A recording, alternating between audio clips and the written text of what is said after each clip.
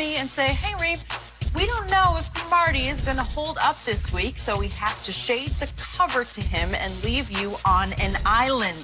Yes, you have to play what the coach calls.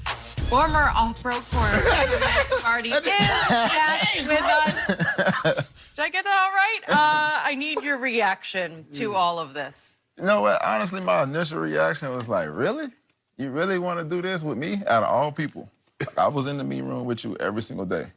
I understand everything I was saying. And I was thinking to myself, I say, well, kind of think about it. I was never come in to be the #1 corner for the New York Jets. Right. It was already had a #1 corner. Right. My job was to come in to be the 1B or whatever you want to call it and go from there. You know what I'm saying? So when I look at it, I'm like, man, you can tell your truth, but I know my truth also, too. And my job was to go out and cover the people that they asked me to cover and go from there. I don't know whatever Rex, Dennis Thurman had going on with Reeves, telling him, I don't care.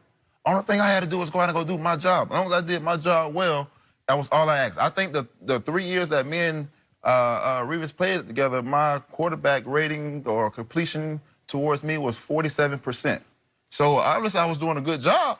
Obviously I was doing something right. Right. So obviously, you know, when you look at the whole entire situation, and I said it on Twitter, you can be in your feelings all you want to. I'm not in it for the feeling. I just spoke the truth. It's about the scheme that we played in. Everyone plays in a different scheme. Never once did I say that he wasn't the best. I said he was the best. 2009 was, no one can ever match that. I said he was the best. But at the end of the day, like, you gonna call me out for what, speaking the truth about another man, what scheme he plays in? Right. That's uncalled for. And I told him that. You know, I'm just like, I can't speak on, the only thing I can speak on is what I see. The man's played in this system for the last 9 years. He's played great in this system. So why am I gonna knock him for what he's playing in? Right. Y'all have y'all beef. Me and Sherman squashed our beef. Now I'm really talking football. That's all I'm talking. I'm not looking at it, oh, well, you know, Sherman's calling himself the best. Every DB should feel that way. I mean, if the Dion didn't walk around like he was the best, what would you say about him? Right. If Champ Bailey walked around and act like he wasn't the best, what would we say about him? I can go back to Lester Hayes, Mike Haynes. I can go to Mel Blount. I can go so on and so on. We are in a generation now where everybody wants to be, oh, I want to be this, I want to be that. Prove it. Day in and day out. Sherman's been consistent for the last 9 years. I can't take that away from him. I've argued with Sherm. Dude, you're not the best. You're not even better than me. You know what I'm saying? But we've had that sit down and had that conversation. But at the end of the day, like, I'm not finna knock this man anymore for what the scheme that he's playing. He's competing at a very high level in this scheme. So why should I keep knocking him for what he's saying? That's what he believes. Every corner should believe. Patrick Peterson believed that when he was coming in, that he's the best. He said this, he said he was the best. He was better than Reeve too. So if someone's saying that, you gonna have a beef with everybody that say they're the best? He does. I'm not in that boat. I consider myself one of the best, you know. But I'm not walking around mad if somebody say you're not. Mad somebody say I'm not. How close were you and Darrelle back in the day? We were very close. Like, we're still close. I mean, he texted me back saying, "Hey, man, yo, it's all good. We family." And what did he tell Skip what he said about me? How he said, "Tell Shannon to line up." To what? He talking about tell Shannon that you and I would both strap him up. But it's just, we brothers. I don't care what nobody says. We brothers. We can have an argument in the next 5 minutes. Like socializing brothers? Like would you hang out? Would you go to dinner? We do all that. But it's just surprised me. He said you don't have each other's number right now. We don't. I mean, I've changed my number. He's changed his. Okay, all right. So, I mean, my number haven't really changed in like the last 5. I don't know if he's changed his or whatever. But the number I have doesn't work. So I can't sit here and be like, I'm gonna text you, I'm gonna call you. So I just hit him. Hey, look, I gave him a heads up. Hey, this subject gonna be on here, so we're gonna talk about it.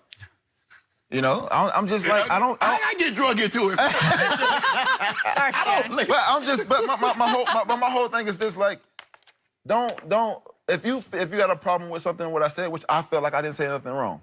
I still called you the best yesterday. No matter how you look at it, I still called you the best, but I'm not finna knock another man for being the best in what he does in his scheme that he plays in. Well, guess what, Skip? Richard Sherman hit me. I don't think he's better. We're just different. But I appreciate you always keeping it 100. Okay. To you? Yes. Oh. Skip, I got no dog in the fight. I just call it like I see it. And I said yesterday, I believe Revis' best was a little better than Sherm. Okay. But they play in two different systems. Yep. You can't knock me because, Skip, they didn't ask me to dominate the line of scrimmage and block like George Kittle. That wasn't what they asked me to do. But if you go back and look at the film on third down, when we got that long TD, we got that run against Green Bay, who did they run behind? When I had to be, I did what I needed to be. It's okay, Skip. It's okay. Listen, this notion that shutdown. See, when I hear like, okay, he on the island. When you on the island, they in zero coverage. Did y'all line up in zero coverage every snap? No. Okay, then that means there's a safety in the hole. Now, when Time took a guy, Time take the shallow cross, he took the out, he took the deep over, he took the post, he took the go. It's okay. But I believe Revis did that also. What's that? Just take him solo. Wherever he goes, you're alone. You got it. We both did that. We did it in the same scheme. We're asking, hey, Revis, you're gonna be by yourself, Crow. You're gonna be by yourself. Hey, we have a middle field safety, but I don't know if he's gonna be there. At the end of the day, we both sat there and did that. Like he said, Dennis Thurman and Rex May said that. I don't really care.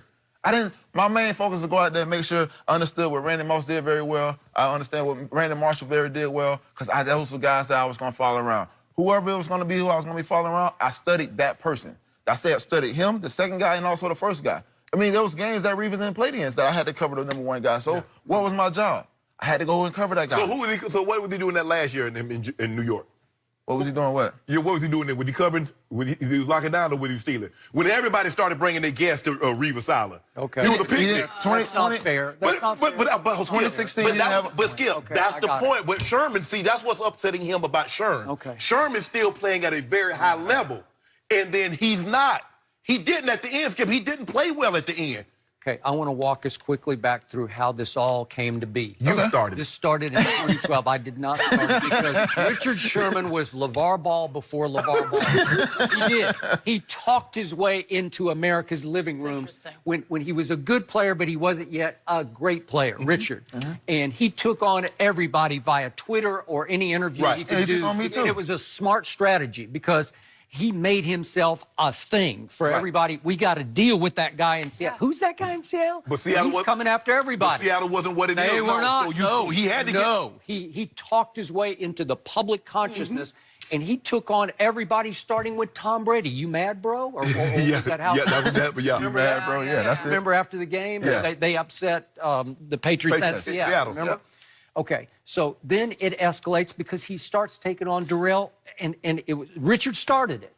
And he went so far as to suggest on Twitter that Darrelle Revis, in his prime, in his heyday, at the peak of his prowess, that he was overrated and irrelevant when he stepped on the football field. And that was just...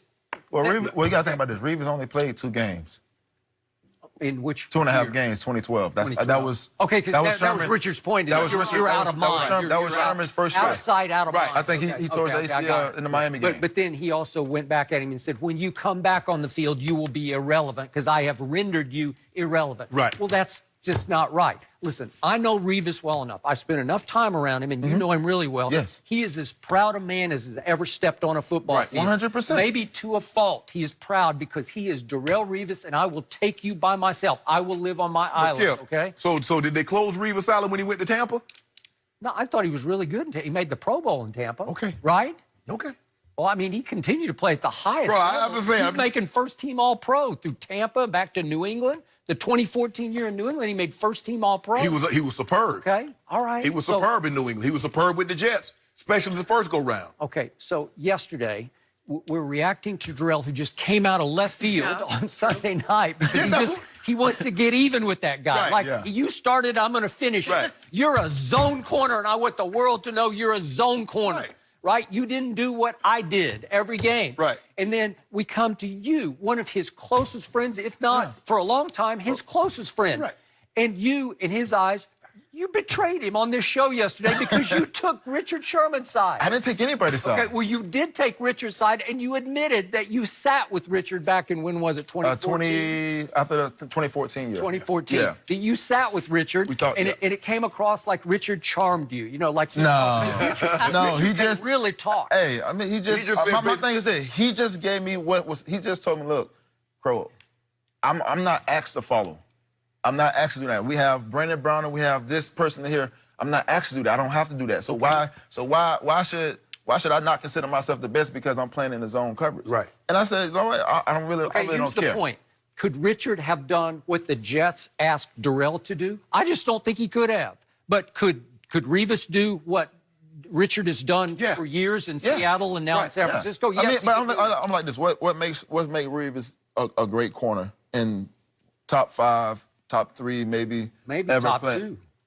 to ever play. You got a lot of them. You got Lester Hayes. You got Mike Haynes. And You listen, got Mel Willie Blount Brown. something. They changed the rule because of Mel. Yeah, I'm about to say. He The changed list the whole game. go on, but What he this did is to what I'm Golden saying. Richards in the Super Bowl. This is what I'm saying. Like Revis can play. He can play the slot. He can play the. He can play anything. He can cover any size receiver you want him to cover.